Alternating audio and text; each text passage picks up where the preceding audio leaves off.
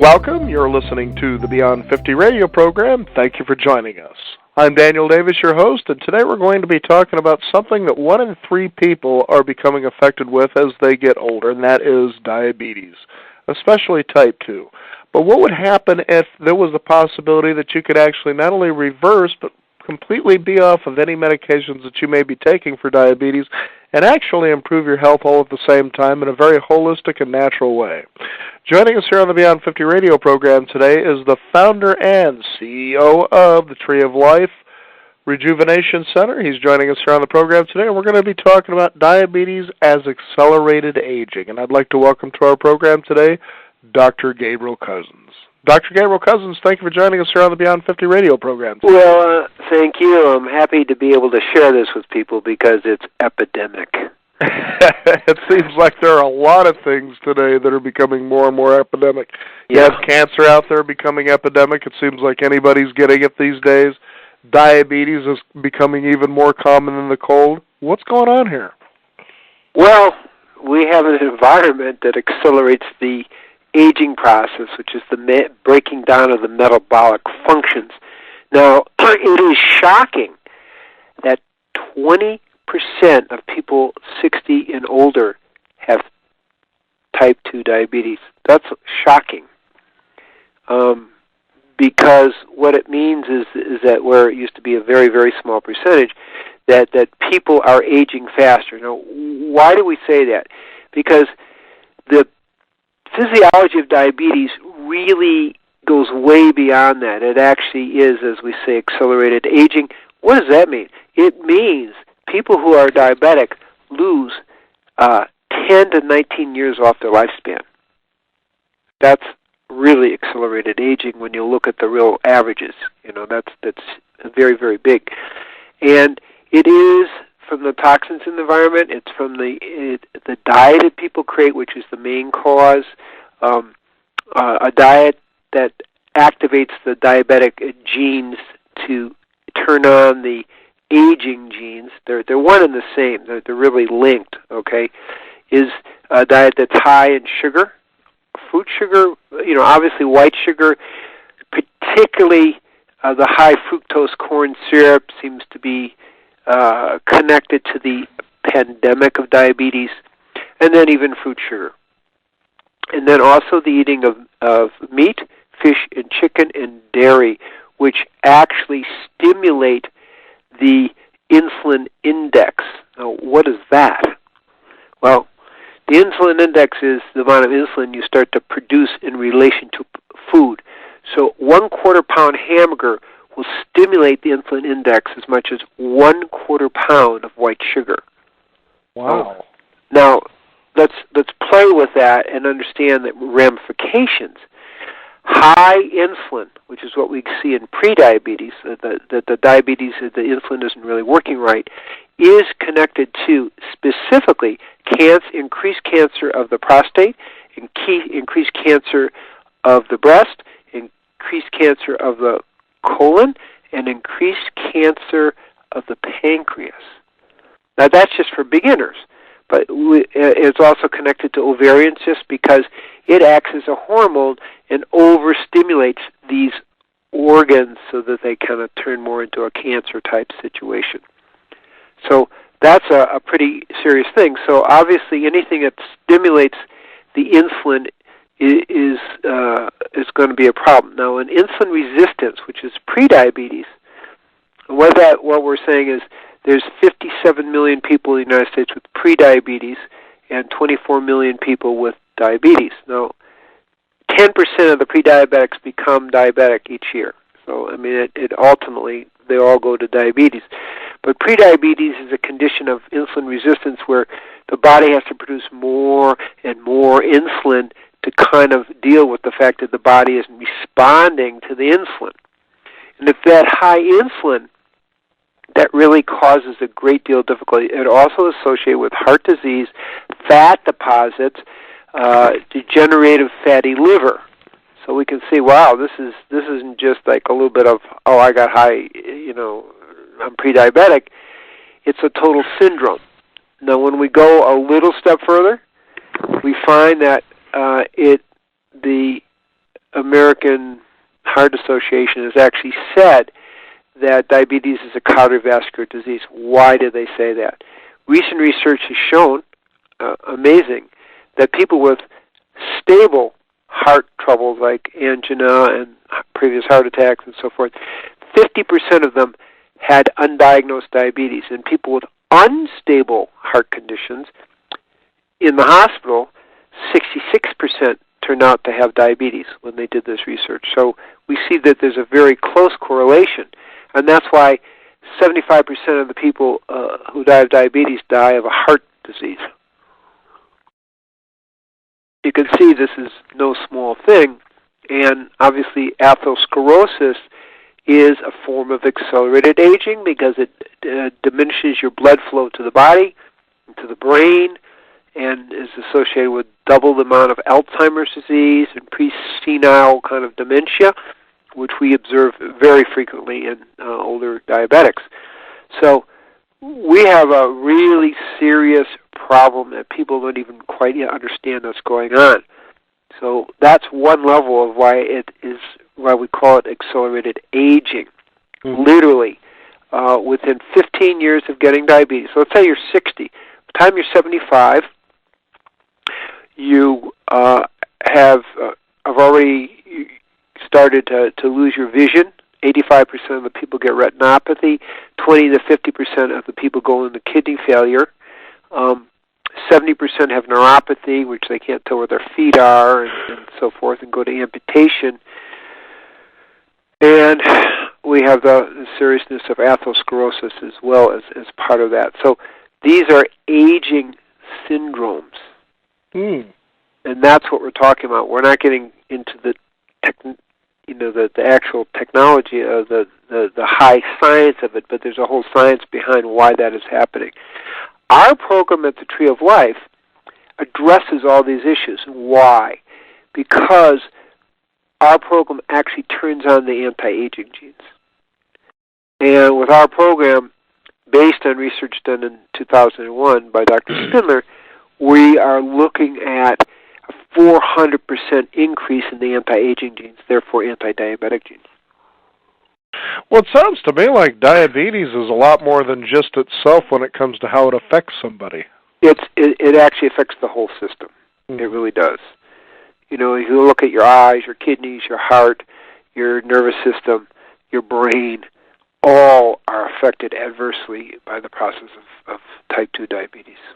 Type 1 also, but we're talking type 2 when we're talking 20% of the population over 60. So it's very important that people change their lives to prevent it or turn it around. Now, Dr. Cousens, describe for our listeners what the difference is between a type 1 and a type 2 diabetes person.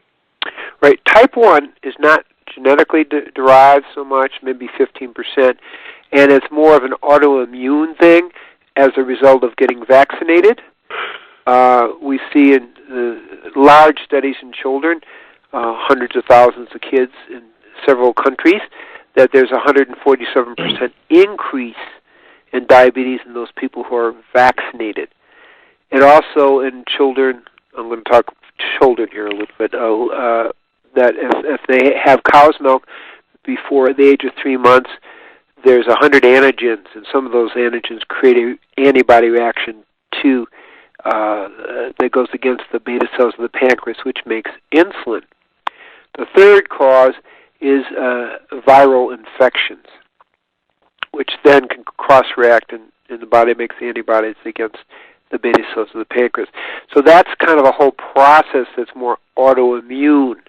Now, type 2 is really something we earn by eating a diet that disables our genetic function and downgrades our genetic expression. And that's a diet high in white sugar, primarily, then a high in animal food. Meat eaters have 4 times, meat, fish, chicken, and dairy, have 4 times more diabetes, type 2, than vegetarians. That's quite an interesting statement, but it fits because it's the animal fat that's cooked that actually blocks the function of insulin. So that's type 2 then. It's really metabolic. It comes directly from eating sugar, white sugar, the high corn fructose sugar, lack of exercise, overweight, which is also connected to prediabetes because the insulin creates fat deposits both around the waist but also in the liver. Therefore, it has non-alcoholic fatty degenerative liver is a newer thing happening, more related to the high fructose, high corn syrup, fructose. It's interesting you bring up corn syrup because it seems that lately you're seeing a rash of documentaries out there about how we process our food, and as you talk about the fact that we eat meats, for instance, that can be a cause of diabetes, especially type 2, right. Is that all of that is, even our fish is being fed corn. It's amazing how much corn in and of itself has permeated our food chain and just about everything. Yes. As we begin to understand it, it goes beyond corn because almost all corn is genetically engineered. Right. And that actually, there's a tremendous body of research showing that genetically GMO food isn't good. Now, in defense of the FDA, of the scientists at the FDA, in 1992, the scientists had a long paper showing that this is not safe, this has not been researched, this is potentially not safe, and has not been adequately researched up. However, the politicians, and particularly directly from the White House in 92, basically said, we want to do genetically engineered food. Wow. So they were overruled. It wasn't that the scientists didn't say something, but the higher-ups and at the presidential level, this is all documented, okay, pretty much were pushing it. Therefore, now we're seeing tremendous amount of evidence showing that even animals, even 10 days in genetically engineered food, begin to alter their brain structure, their liver, their thyroid, their heart, and their adrenal structure, just 10 days. Okay, now we go fast forward to corn, which is all 99% genetically engineered, and we see that that's in our food chain very seriously. The result is that everybody's being exposed to genetically engineered food, which is accelerating the aging process, creating a metabolic breakdown in a whole variety of ways. Without going into a whole talk on that, that's something maybe next time we talk we can talk about it. It's huge. And therefore is contributing to the breakdown, metabolic breakdown, and the aging breakdown that takes us into type 2 diabetes. And then with age, you see, all this builds up over time. It doesn't just happen in a moment, although 10 days is pretty quickly. The accumulation of that makes us much more metabolically and genetically vulnerable, and that's what we're seeing. Now, from what I'm hearing here, Dr. Cousens, it sounds that when it comes to treating or even reversing type 2 diabetes, now, is it true that can type 1 be reversed, or once you have it, you're pretty much stuck with it? Okay. It's a good question. We can only go on our research, which is surprisingly positive to us. So far, 30% in 3 weeks.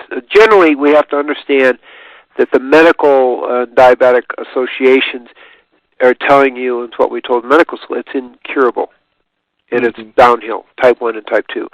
And for their approach, that is actually true. They take a very moderate approach. You can have a little sugar, you can have a little this, a little that. You're not eating the right foods, you're eating genetically engineered food, and they will not get results. Our approach is much more radical. We put people on all organic food. That's really, and we take them off all sugar.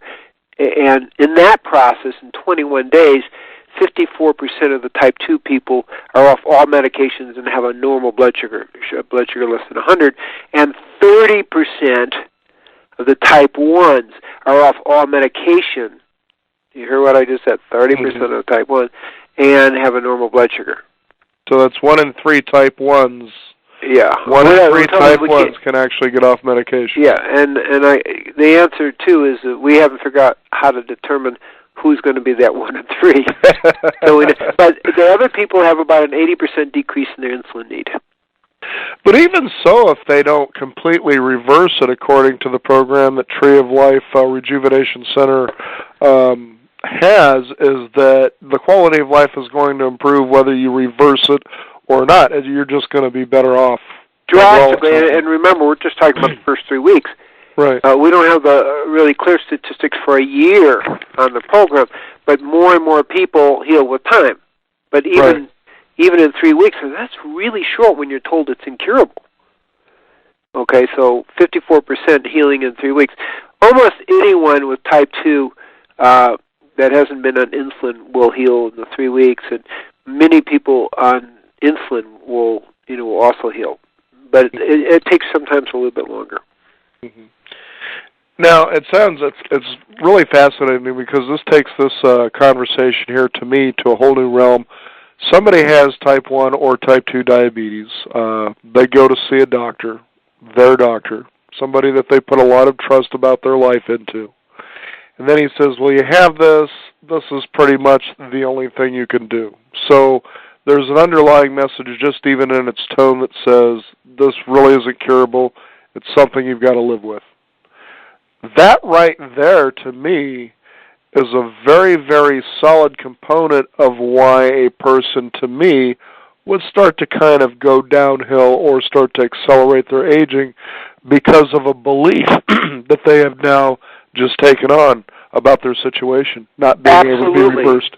Absolutely. I mean, you're making a very good point. They're saying, well, you're going to die sooner than everybody else, and you actually mentally activate the aging process.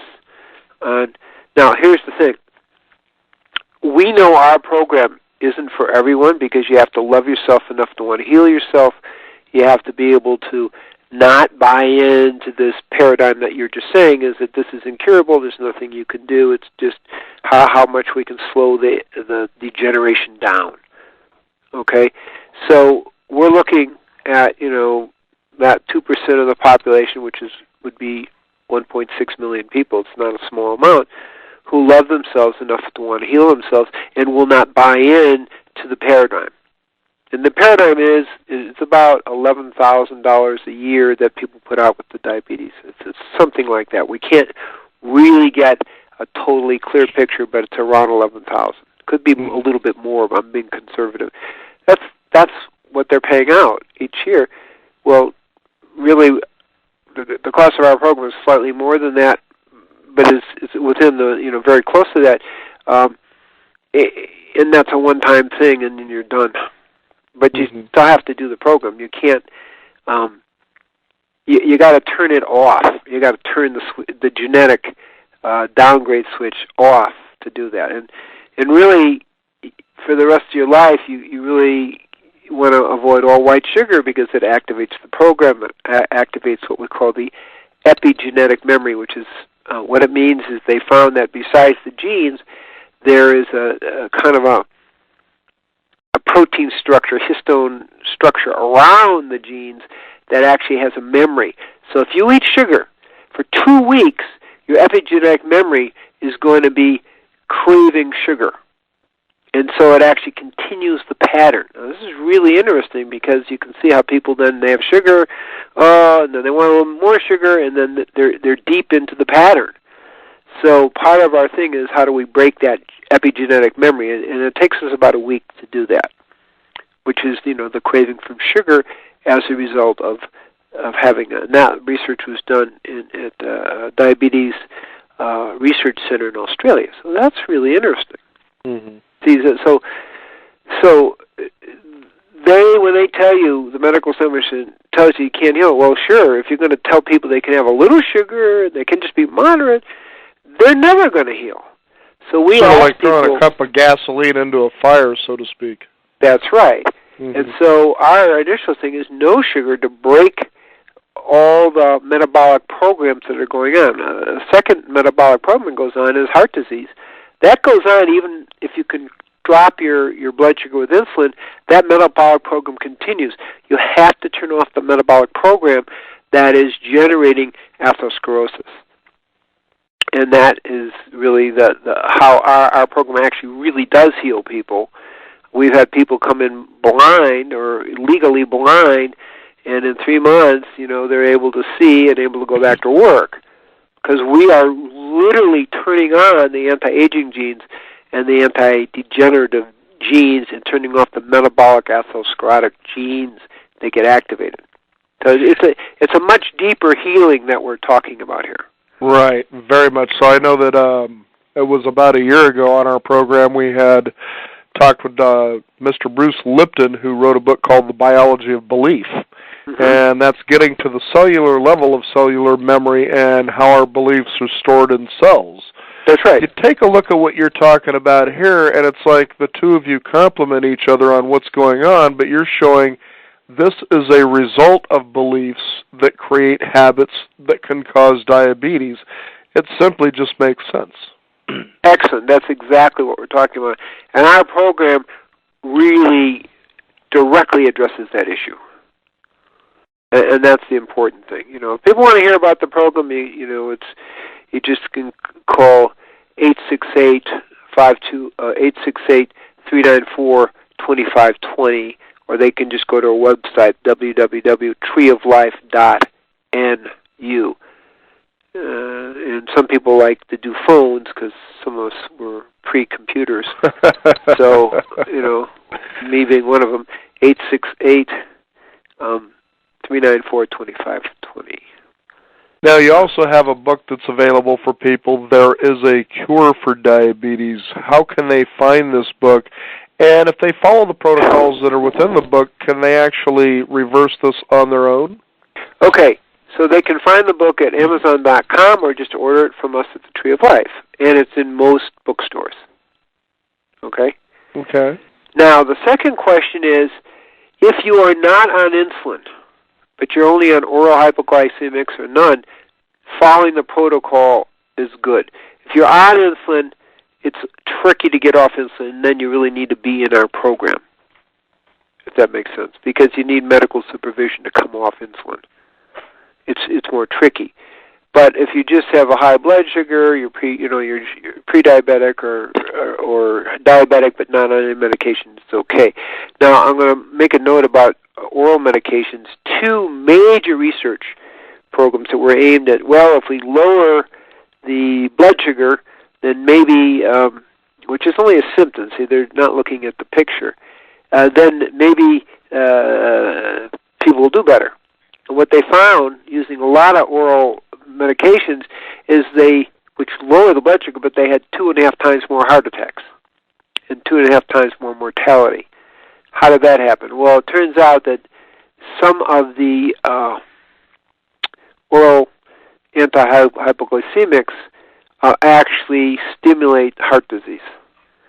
And in both cases, and these are major studies, they actually had to discontinue the study because the mortality of using the oral hypoglycemics was 2.5 times higher. That's a very serious statement that is in the literature. And so we kind of give a warning, you don't really need the oral hypoglycemics, just change your diet and change your life, Mm-hmm. Now, Dr. Cousens, I know that as people participate in the program that you offer at the Tree of Life Rejuvenation Center, this is a medically supervised program, because I wanted to bring that up as the reason that when people tend to come up with solutions that actually create results, it seems you've got a medical community out there that wants to go against it. Well, forget about the fact that you're getting results. We just don't like the direction you're going here, and so they really try to discredit what's actually happening here. Talk about how you've been able to address that, especially when it comes to what may be considered a cynical medical institution. We are speaking at more and more, me personally, I'm speaking at more and more medical schools now. And because what we're offering is so foundational, nobody will disagree with you. The diet can affect diabetes. Nobody's going to disagree. You just can't. It's just too scientifically sound. So we really haven't had a lot of opposition. We've had some. Columbia Medical School, for example, where I graduated from, said, we don't want anything to do with you. Anybody talking about this kind of thing, we don't want to hear about. Other medical schools, on the East Coast, in Arizona, and different places, are very happy to have us speak. So some are like knee-jerk, unscientific reactions. That's fine. But more and more medical schools are open to the fundamentals. I gave a talk at Tufts Medical School, and there was a senior physician there who's kind of head of the program. He said, really what you're talking about is what I learned about in medical school in the 50s. What's new here? I said, you're right. Nothing really new, just that we're taking it a few steps further to really make it work. and he was very supportive because he said, really, these are fundamentals. Mm-hmm. You got to change your diet. You got to get off eating all sugar. Okay, you need to exercise. Naturally, your weight's going to go down. You need to have healthy organic food. Now, we do know that pesticides, herbicides have been associated with increased insulin resistance. We also know that, besides Parkinson's and other things, there's some research that shows that 7 times higher rate of Parkinson's in people who are more exposed to pesticides and herbicides. So that's a little footnote there, but the point is there's nothing really wrong with being fundamental. See, that's really hard to attack. Mm-hmm. That's kind of what's going on. And there are other bodies of research in the vegan world, not the live food, but where they show that you can definitely diminish the amount of insulin, and it's not as potent as our program, but it all is in the same direction. So we have a strong scientific foundation, and when I speak around the world, the medical people are very, very, very open and very interested in what we have to say. And so I haven't really had a whole lot of overt resistance. I have, there's some, show us all the science, all that before we let you talk. But besides that, it isn't so bad. There's only one, actually only my alma mater is the only one that actually said, we don't want to hear you or anybody else. Imagine your own place of training telling you we don't want to hear it. Yeah. It's fascinating. We don't want to hear it. And that's like the ultimate non-scientific approach. But there's got to be a little bit of that. But truly speaking, most doctors are really do see it and are interested because it's foundational. Mm-hmm. Well, that's what's important too, Dr. Cousens, is, as I had mentioned earlier in the program, shouldn't it be about results? I mean, the science will kind of speak for itself in that direction. Right. And we hope, we're trying to really get a major funding to do 400 people. Mm-hmm. And then it will be overwhelming, the results. It'll be very, very good. But we haven't gotten funding yet, Mm-hmm. And we're not going to go, we're not doing it through governmental because the agenda of the government isn't really about that, Mm-hmm. Mm-hmm. So it has to be private source. So we'll wait, we'll see. But meanwhile, we're just building up our backlog of people who have been in the program, have been healed. So it's good. Well, very good. Again, the book is There is a Cure for Diabetes. Now, could you also direct our listeners to your website to find out more about the Tree of Life Rejuvenation Center? Yeah, it's www.treeoflife.nu as in new university. And that's 868-520-394-2520. And those are the things. It's www.treeoflife.nu. That's easy. I mean, we have a big website, many different programs that we deal with beyond diabetes, although that's kind of our specialty at this point. And then 868-394-2520.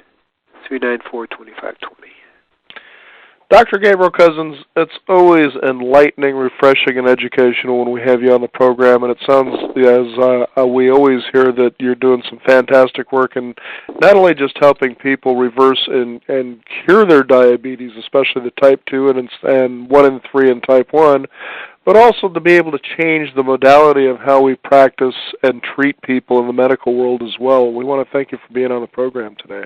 Thank you. Yeah, I appreciate you acknowledging that. What we see when people come on the program is they have changed their lives and opened up to the purpose of life. But when you're over 60, you got to think about what my life is about. And we actually help people begin to raise those, really important questions so that we're part of their life cycle. It's like we've done this, we've done that, and now it's time to do the purpose of life, which is to know God. Very good. Well, Dr. Gabriel Cousens, again, thank you for joining us on the program. Thank you, Dan, and thank you for your really excellent interview. Well, thank you very much. Remember, folks, it's about you getting out there and getting the results that you're looking for, which ultimately is about embracing and loving life. And Tree of Life Rejuvenation Center, if you happen to be someone who is suffering from the symptoms of diabetes, type 1 and type 2, there's a possibility for you to change that around completely and with great respect. And again, Dr. Gabriel Cousens joining us here on the program to share with that.